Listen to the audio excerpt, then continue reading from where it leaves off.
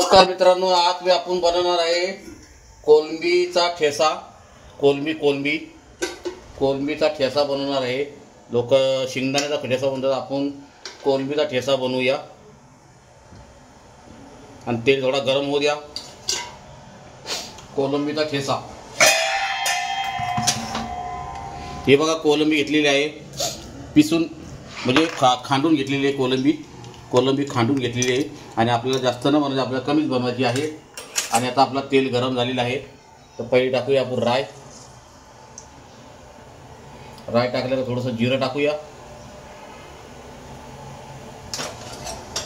जिरं तापलं का आपण टाकूया हळद.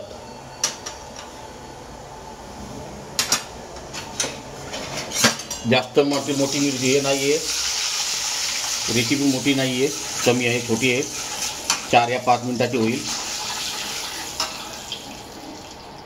कोलंबीचा ठेसा.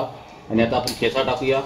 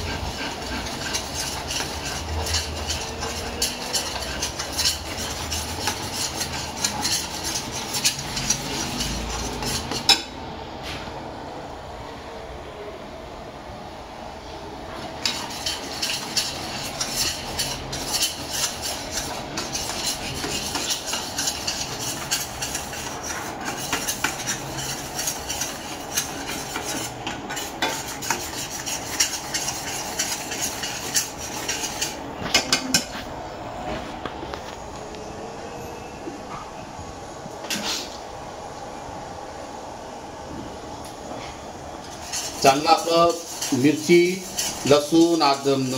लसूण आणि कोथिंबीर घेतलेली होती याच्यामध्ये. आणि आपल्याला याच्यामध्ये काय गरम मसाला वगैरे टाकायचा नाही, काहीच नाही, बिलकुल काही टाकायचं. फक्त रेसिपी याच्यामध्ये मीठ पण आहे. आणि थोडंसं आपण नंतर मीठ टाकूया, थोडं चवीनुसार. जास्त टाकलं तर खारी होईल.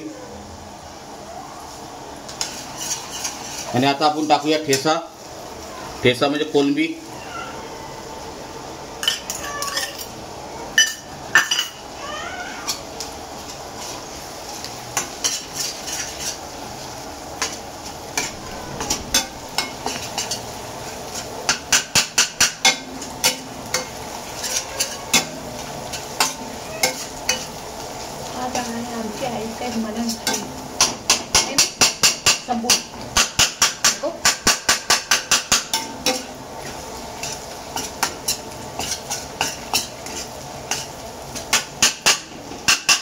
आपण आज बनवलं कोलंबीचा ठेसा.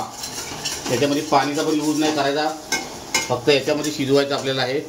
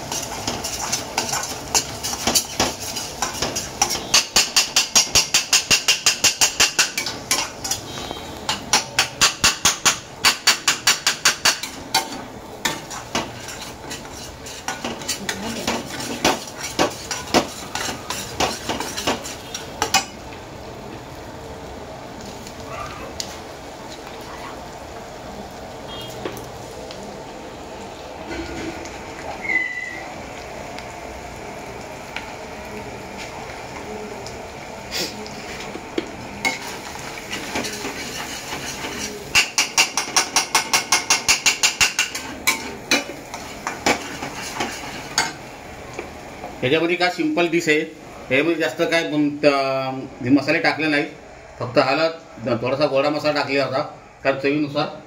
आणि ही रेसिपी बनवून पहा, खूप छान लागते. आणि भाकरी संगती आपण जास्त नाही बनवली कारण आता 2च माणसं खाणार म्हणून. आणि आता आपला ठेसा तयार झालेला आहे, कोलमीचा ठेसा तयार झालेला आहे. आणि जर व्हिडिओवरती नवीन असाल तर लाईक करून ठेवा, सबस्क्राईब करून ठेवा, जेणेकरून तुम्हाला माझे नवीन नवीन व्हिडिओ पाहायला भेटतील. आणि आपल्या चव महाराष्ट्राची एकदम छान पद्धतीने रेसिपी केलेली आहे आणि एकदम मस्त शिजलेले, वास पण एकदम भारी आलेला आहे.